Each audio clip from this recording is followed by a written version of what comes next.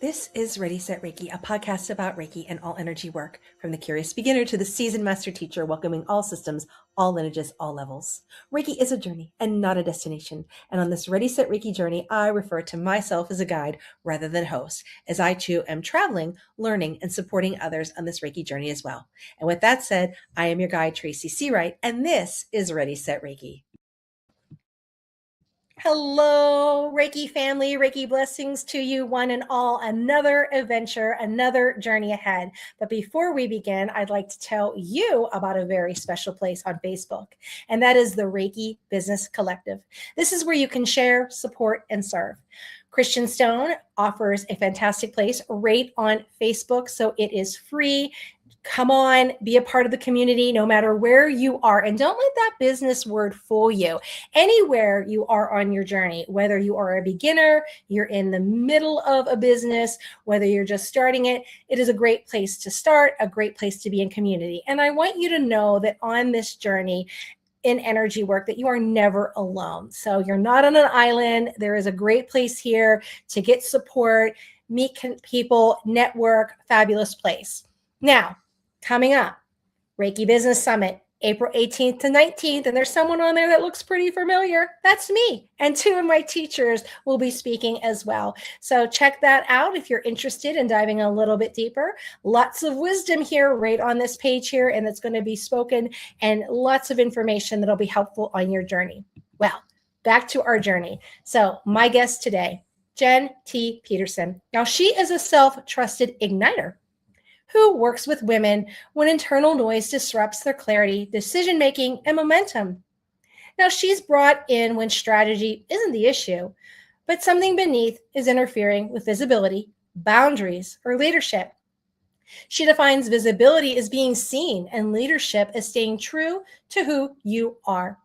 Her work restores clarity so decisions hold and women move forward without force and self-abandonment. So let's give a warm Ready, Set, Reiki welcome to Jen. Hi. Thank you so much for having me. Welcome. So let's get started on our journey. I told our listeners just a little bit about you, but I know there is so much more. So tell us a little bit about yourself. Yeah. So originally I am from Pennsylvania, but I moved to New York in my 20s to be a advertising executive. And that's where I spent most of my career, was in helping brands really, get in front of millions of people. I've sold billions of products to millions of people. And that's kind of where my body really suffered, because I was called to do something more. And this just really didn't feel like what I was supposed to be doing with my life. And then I also am a mother to my 13-year-old daughter, Lucy. I have some puppies. I have 2 dogs, Zeus and Buttercup. I'm the captain of a softball team, a co-ed softball team called the Golden Gloves, and I've played softball my whole life. So I, have lots of different interests, and I work at a horse rescue, and I have 40 horses that we have at the rescue, Rising Star Horse Rescue in Wilton, Connecticut. So that's really my heart work. Beautiful. I love it. So on our journey today, we're talking about Reiki. So Reiki, when did it come into your life? Did you find Reiki, or did Reiki find you? Yes, Reiki found me for sure. It hunted me down. So after I moved out of being in a corporate job, I became a life coach, and I hired a business coach after I was done with my life coach training. And it was the strangest business coaching experience. We were in a group, and she kept doing all this energy work. And I was like, what? And I was like, what is with the energy work? And she says, oh no, I'm a Reiki master. And I was like, what is that? Like, I don't even understand what that is. And then I started to notice that the people that I was meeting and like connecting with, they were all Reiki masters, and I still didn't know what it was. But it was just kind of hanging out there. And I remember when I was in life coach training, I was really fascinated with the energy healing and like the way energy worked and how it felt in your body, and all of that was really fascinating to me.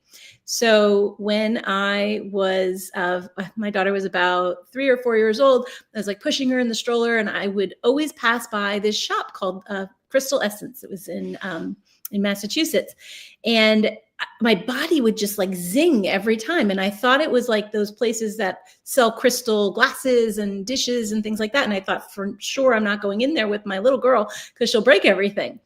And so after a while, every time I would go by, I'd feel that. So I finally like found somebody to watch my kids so I could just go in there and see what in the world this was, because I knew to pay attention to these signals. And it turns out it's a crystal shop, like where they sell stones, and it's sort of metaphysical shop. And I went in and I bought 2 stones. I bought a black tourmaline and a rhodochrosite, I believe it's called, for the heart chakra. And I didn't know anything about them. Those are the ones I was drawn to. And when I paid for them, they asked me if I wanted to be on the mailing list. I was like, sure, put me on.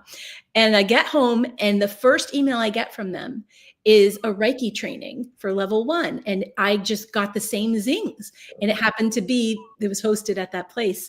And so it was fascinating to like, I went and I did this level 1 training without even knowing what Reiki was. So I thought, after I had this amazing experience, and we were able to share how our experience was with the group of people that were there, and everybody was saying the same things, even though all of our eyes were closed and we were having our own internal experiences, they were all pretty similar. And that to me was like completely fascinating. So when I was done, I went downstairs to the Crystal Essence because they had some books on Reiki. I thought, well, perhaps I should learn something about this. So I picked up a random book and I opened it to a random page. And we were allowed to actually draw some of the experiences. And I remember opening the book and seeing what I had drawn, which was, now I understand, because after I read the book, I understood that in the caption of the photograph, it was the picture of a Milky Way. And what I was seeing was like these purple swirls in my eyes. And it said that the picture of the Milky Way that was in this book is actually very similar to the first symbol of Reiki. And you get that when you get attuned. And I didn't know what that was or anything. It was just so fascinating to me how everything was so connected. And I was hooked after that. Beautiful, beautiful.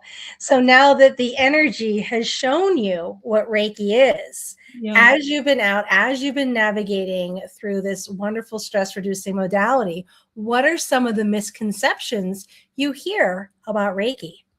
Well, I think that the biggest misconception that I notice is that people think that we're doing Reiki, like that I'm going to do Reiki to you. And really, it's Reiki, even like a Reiki master, like the master is the energy. It's not you, as like, it's not an ego thing. It's not that you've studied so hard and all that, even though you do a lot of studying when you're doing this modality, but just the concept of that you are doing something. And really what's happening, I believe my job is just to be a clear channel so that Reiki can run through me and go to wherever it needs to go for the healing. And I think that's probably the biggest misconception, is that people think that we're doing something with our own energy, or we're sort of, I don't know, just like manipulating it or whatever, but really we're just the clear channel for the healing to happen from source energy.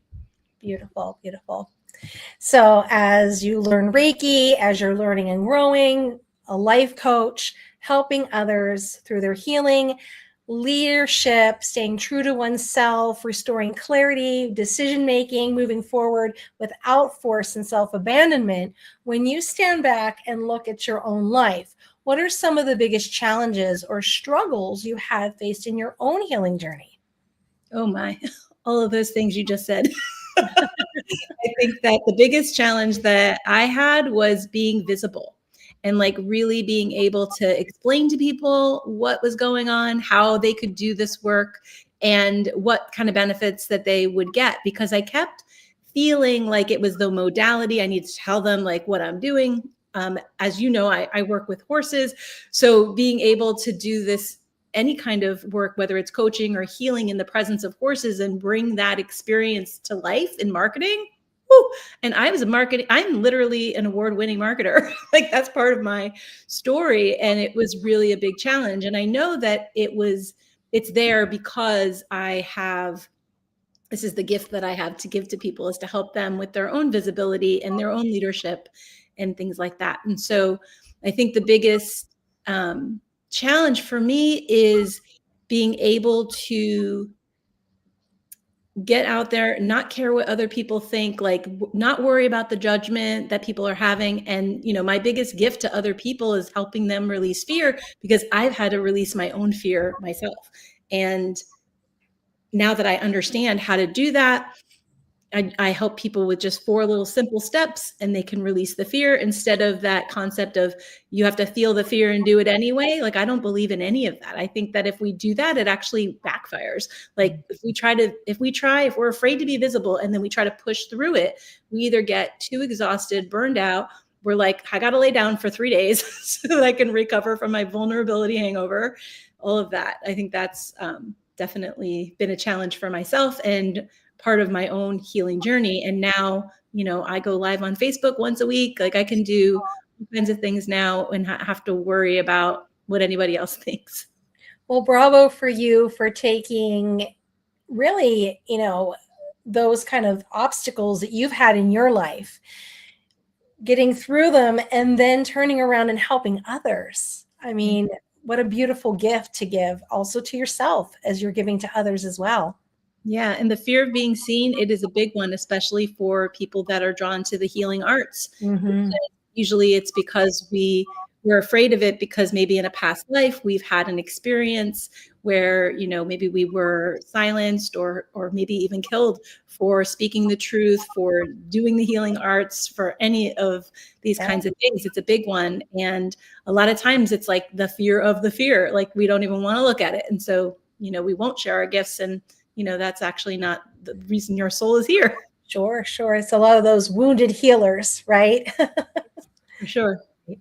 So when it is time for you to get an energetic tune-up, what are some qualities that you look for in a Reiki practitioner? So the qualities that I'm looking for is someone who is doing their own work.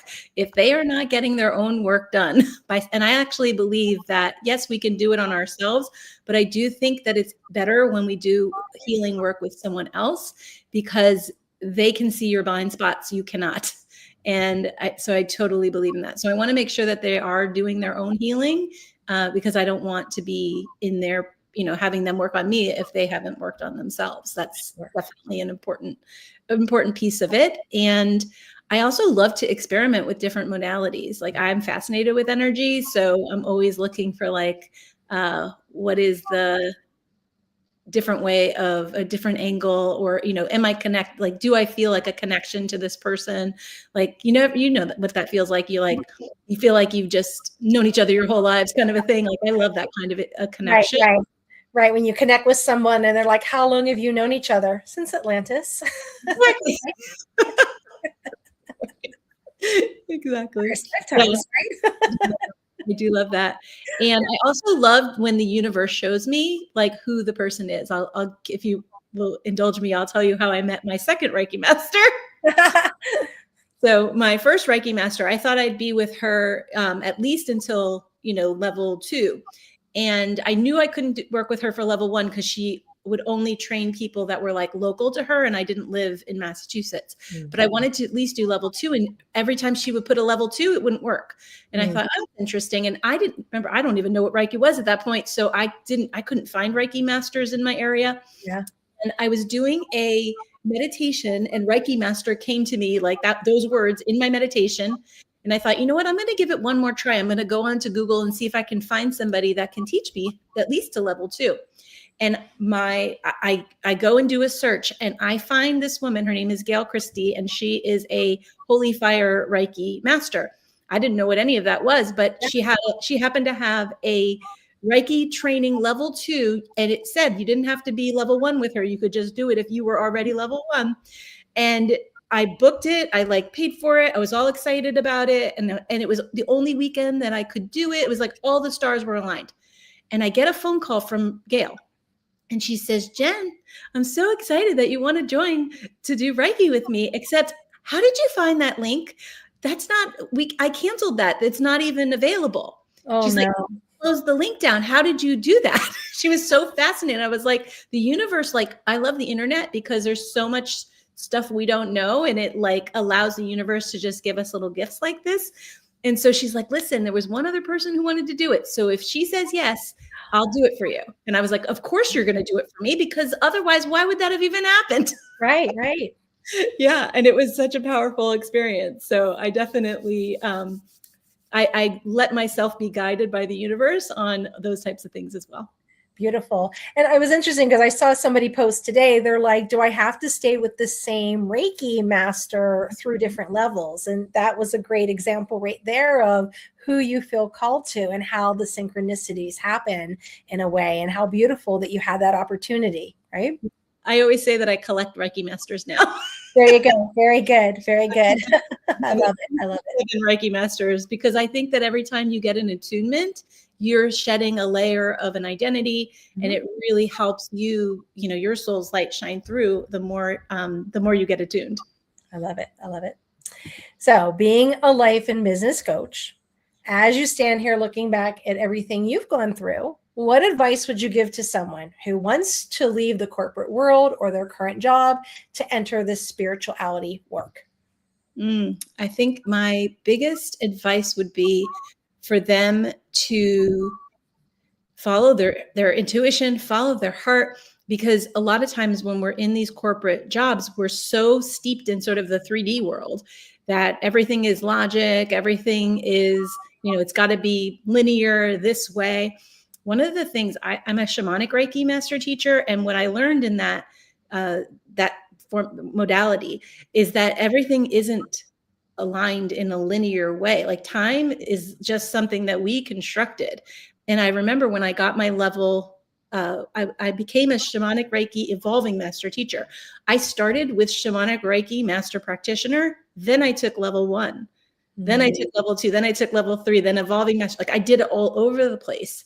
And it was okay, because if I was meant to do this, that means I already had the information. Like, I didn't really need so much linear training. So I think my advice would be just to follow your body, follow whatever, if you have clairsentient or any of that, or if you have no clairs, remember, like, or you think you don't have any clairs, know that you actually have all the clairs. Everyone's got the ability to sort of really trust themselves and trust their intuition in what is the next step for you, and not to try to bite off everything if it feels overwhelming. Like, just do the next step and see how that feels, and then check in on the next step and see how that feels. Beautiful. Some great advice. So what books do you recommend? Oh, so actually, funny, I was like, when I was thinking about that question, this is the book that I picked up at that crystal essence that I was talking about. It's called Traditional Reiki for Our Times. It's practical methods for personal and planetary healing by Amy Z. Rowland. What I love about this book is, like, it's got like all the different hand positions, and like it's very practical, but it also, to me, it was like a pretty easy read, basic things that somebody might want to do. So I love that one for somebody who's just starting out. For those of us who are like fascinated with energy and like all in, if you haven't read, this is more energy, not necessarily Reiki, but it's called Power versus Force by Dr. David R. Hawkins. This is a really amazing book. And what I love about it is, as you read it, you are like a different person every chapter, and your frequency rate goes up, your consciousness expands as you read this book. It's pretty fascinating. And the things that it will, like, I felt like every time I turn a page, my mind was blown, which I kind of love that when I read a book like that. I love it. So what other services or modalities do you offer? So I offer Equus life and business coaching and shamanic Reiki master services. So any kind of energy healing in the presence of horses. And what's really fun is that I started doing that work in person with my clients. And then I realized that I could actually do, just as you can do distance Reiki over the phone, you can actually do the work with the horses over the phone. And so I will be helping people with whatever, issues that they want to bring. Mostly around visibility, income, not burning out, and anything like that. which has been really fun to like help people release their fears, and doing it virtually with the horses is blowing my own mind. I even have done it in group settings where people were being coached in the group, and then I would focus on one person, and then I would ask the whole group after that one person was coached, who was that coaching for? And every single person would raise their hand, because they're all seeing something different and everybody's got the same stuff. So it's really, it really kind of blows your mind when you think about that. Oh, yeah. So that's been really wonderful to be able to do that. And then when I work with people, because I work at a horse rescue, for every person that works with me, we save America's horses, which is really beautiful, from slaughter, abuse, and neglect. Oh, thank you for doing that. Some people are traditionalists and believe, hands-on, it has to be hands-on with, attunements and everything. You can't do it online. And I had gone somewhere. I traveled about an hour away from where I live to go to visit this horse. And they were asking, what's its favorite food, all the questions that you'd think people would ask. And I was trying to tune in, and gave me little bits of pieces of information. I said, well, listen, it might take a little while to warm up, right? Then the session was over, and I kind of felt like, okay, well, the horse wasn't very forthcoming. About 2 weeks later, the horse, I saw a vision of the horse. And it came through that he had this upset stomach. And I'm like, okay. And so I'm like, this person's going to think I'm crazy. So I messaged him like, hey, like, this happened. The horse is telling me he's got like a really upset stomach and feels like really nauseous. And she had confirmed that he had gotten out of surgery and had a procedure, and it was possibly from the anesthesia.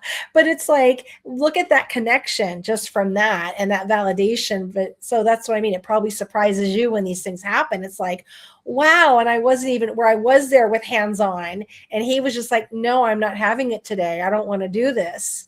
But he had enough trust in me that he connected with me right there. And she's like, he just got out of surgery like an hour and a half ago. How did you know that? And I'm like, yeah, you don't know. He just felt safe enough to come to you. Exactly. He felt safe enough, because I said, listen, it's a little hard. Out of all, animals, there's certain ones that are, from my experience, I don't know yours. I mean, you have 40 horses, right? Takes a little while for them. And this horse had a little interesting history to it. But yeah, it's kind of, I've seen it with my own eyes, right? I've experienced it as you have as well. Yeah. So what was the most surprising thing to me when I started working with the horses is, well, not even when I started, I didn't even realize this until I was probably a few years into it. And I was in a paddock with this woman. I normally would do the Reiki, like we'd be in the paddock. She was talking to me about some pain that she had in her hip for 6 months. And she's like, the doctors can't figure it out. I don't know what to do. I'm really hurting. And she was on the older side, and it was really hard for her to walk around. And normally I would just go and put my hands on and do all of that.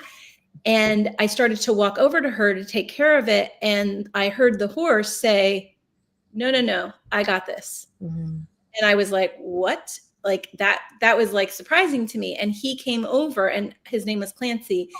And I had to ask the client, like, are you okay with this? He wants to do it. And she's like, yeah, let's do it. And he started to put his mouth right on kind of like the middle of her thigh on the side. And he was pulling the energy out of her thigh. And you could see him with his mouth pulling, but not touching her with his teeth or anything, just kind of like pulling and yawning.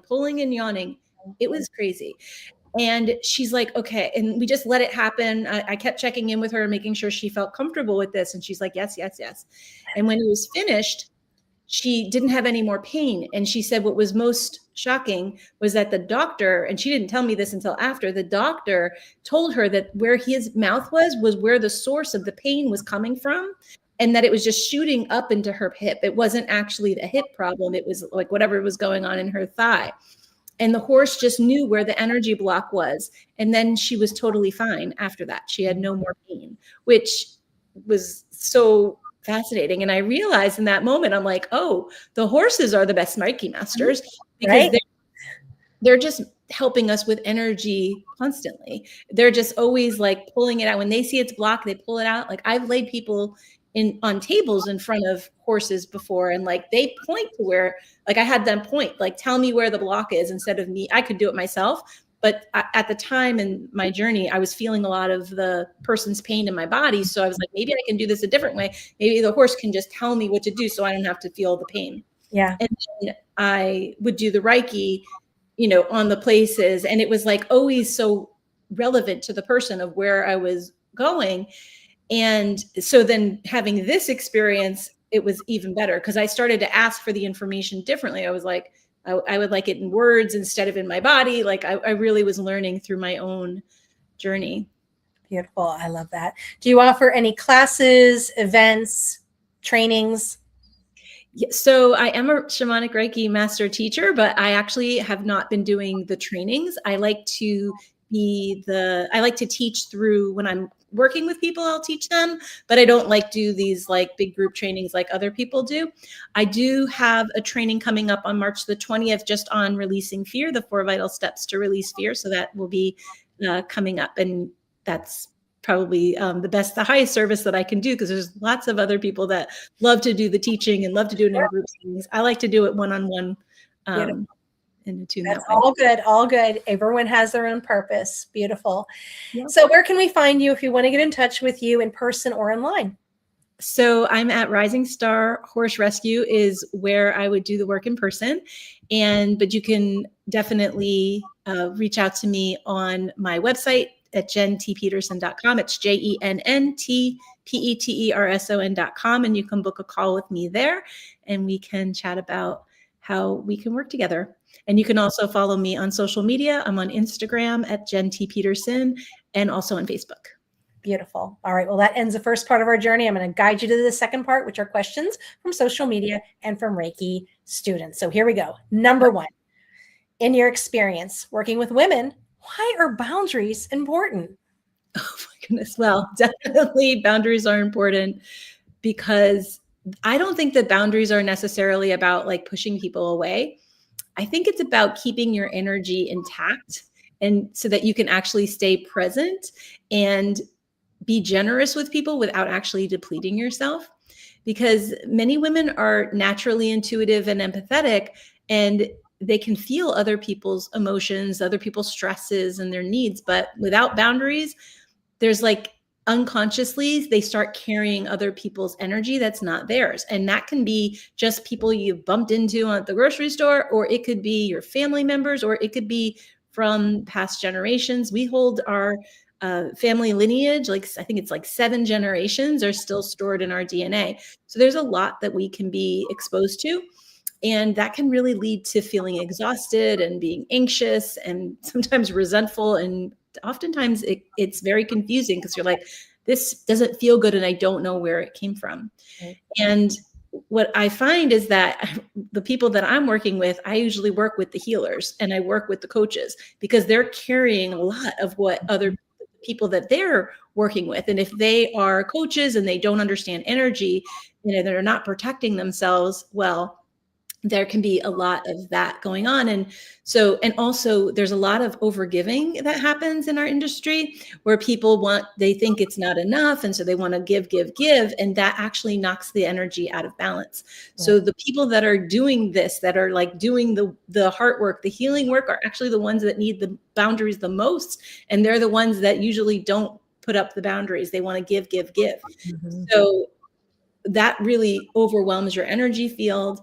And it also makes you not a clear channel for healing when you do this. And so it's really important to protect yourself and to hold these boundaries, because in order for you to be present, intuitive, and discerning, boundaries are really important. And I find that the boundary is, you'll notice it, your body will usually give you a signal that there's something else going on, that someone's like expecting more of you or something like that. The body always knows, and it will know when someone is open. It will know when you're contracted. It will know when you feel clean in your energy, and it knows when you're draining. So if you can check in with the body signal, that's really going to be super useful, and why I think it's really, really important. Beautiful. Number 2, what inspired you to focus on assisting women to stay focused without the distraction of force or self-abandonment? Well, let's see, power versus force. Um, so I noticed, the reason I read that book is because I noticed that when I was coming in from the corporate world, everything is about force, force, force. And really there's this dance that we do with like control and surrender, right? It's like you hear, oh, you should surrender. But if you are wanting, especially like when I think about manifesting, I love manifesting because I think, oh, I can control everything if I manifest. But actually that's the opposite of, what's actually happening. Sometimes you need to surrender to what's going on so that the outcome is for the highest good. And so I noticed that I was doing it too. And when I started to realize, oh, I'm not supposed to be pushing a boulder up a hill. I'm supposed to go with the path of least resistance. And sometimes that's hard when you're in a situation and you want to kind of manipulate or control the outcome so that you get what you want. But really, that's not it. So I found that to be what I was experiencing. And then my clients were coming to me with the same things because we're always attracting, right, what we have either been through and just healed for ourselves or what we're currently going through. I find sometimes the clients show us where we need to do our work. Right. And so that's really, I just was experiencing a lot of healers coming to me, a lot of coaches coming to me, and they were trying to make things happen. So a lot of times people come to me for client attraction, but they're trying to force people to work with them and convince them, and all of these energies that actually don't give you you think it's the right thing because you might have been told by someone who doesn't know about energy how to sort of get clients. And I found that was the counterintuitive. So that's really what inspired me to really go and help people through that. And then also when you think about visibility and all of that, and the overgiving, those things are us just self-abandoning. Like we're not giving ourselves what we need. And I can give you this experience I had last year. I had the best year of my whole 10 years of business. And I was so booked that I was like, oh my gosh, I am so booked. I don't even have time to go to the bathroom. And in order for me to go to the bathroom at the farm, I've got to walk I have to walk 5 minutes to get to the place where there's a bathroom. And I didn't have enough time because I had so many clients that I was like, oh my gosh. And so I realized, oh, that's me self-abandoning. I didn't give myself 5 minutes. So I was like, okay, I'm going to change all of my sessions to 55 minutes instead of an hour so that if I need to go to the bathroom, I've got some wiggle room. I can go and like take care of myself. And yeah, it's like, it's so interesting because we build businesses thinking, oh yeah, we want all the clients. And then when we get them, we're like, oh my gosh, I totally just like overbooked myself. Oh yeah. When you put that out there and you're just, when you start, you want the clients. And then when they're here, you're like, oh my goodness, it's like, totally. And then you feel guilty, right? I mean, I always do, like you don't have enough time, but you have to make that time for self-care as well. It's so important. Yeah, but it was so interesting that even that little 5-minute wiggle room, it gave me so much freedom and relief for like, I don't have so much pressure to like get it all done and figure all of that out and try to like squeeze in something for myself in the middle of the day. It really, I could feel it be much lighter in my energy when I did that. And it's what I'm teaching other people to do as well. It's like, I've got to make sure. And it's like, that idea, like I could say no to people because I could say I'm closed. But like, no, I could squeeze this one person in because they really need this. And I'm working with the horses. So what, I'm not going to say no at that point. And now I'm like, oh, no, I need to say no. Right. Absolutely. Absolutely. Yeah. So this year will be a way better experience from that experience of learning what it's like to be 100% booked. Very good. Number 3, how can a self-trust igniter who help women gain clarity and help them with decision making and gain momentum? Yeah. So I think it goes back to really feeling in the body. So my zone of genius is actually helping people who can't feel in their bodies. How do they be able to get guidance from their body, and how can they tune in, and how can they be grounded and really be in this body? Because a lot of times, especially with healers, they sometimes they can be up in sort of the 5D or the, in the cosmos because that's really fun and feels safe and they feel connected and they love being connected to source in that way, but they're not on the ground. Like they're like half the time they're up in the air. And being able to work with the horses helps you stay grounded in the earth. And I feel that once you're doing that, you can really feel in the body for the yeses and the nos and what you can be doing and what you can be using your discernment. And that's really self-trust. Like I find that sometimes we will trust like a dark moon. We will trust that the moon is there, even though you can't see it, but we won't trust ourselves to make a decision. And that to me is like the biggest lesson, is like being able to help them understand that they can trust themselves. They can trust their body. Even a lot of people come to me when their body is rejecting them. Like they have an autoimmune or, they don't have energy. Like I can work with someone who's like I have a client, she was like laying down flat for 6 months. She really had no energy. She could barely get on our call. And I wasn't with her in person. She was a virtual. And I did one session with her. And now it's like, I follow her on social media and I see her in England and she's in Switzerland and she's traveling all over the place because she is able to trust that her body is not failing her.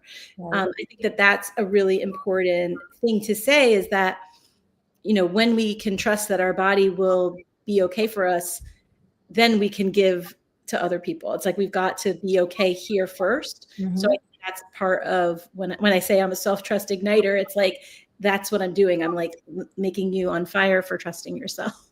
Beautiful, beautiful. And also with the Reiki, that helps, that self-Reiki. Yes. Help build that up as well. Well, that was our last question. As we've been talking, is there something you may have forgotten or something you'd like to share with the listeners? The floor is yours. Oh, thank you. Yeah, I mean, I feel like we've covered so much. I just really want to say that there is a misconception with people when they think they need to feel the fear and do it anyway. Mm. I just want to say that don't do things pushing through fear, because you're not going to get the result that you want. And you might also, it just doesn't feel good. It's not necessary. And learning how to let go, release fear, and then do the thing will serve you way better. Right. Forced is not meaningful. No, I agree. All right, Jen. Well, thank you so much for joining me on this Ready, Set, Reiki journey. I really appreciate you taking time out of your very busy schedule. 5 minutes for bathroom break. Thank you so much. Joining me. Thank you. All right, my beautiful listeners, if you would like your question featured on Ready, Set, Reiki, reach out, www.readysetreiki.com, or find me on social media. I'm Tracy Seawright, and this has been Ready, Set, Reiki.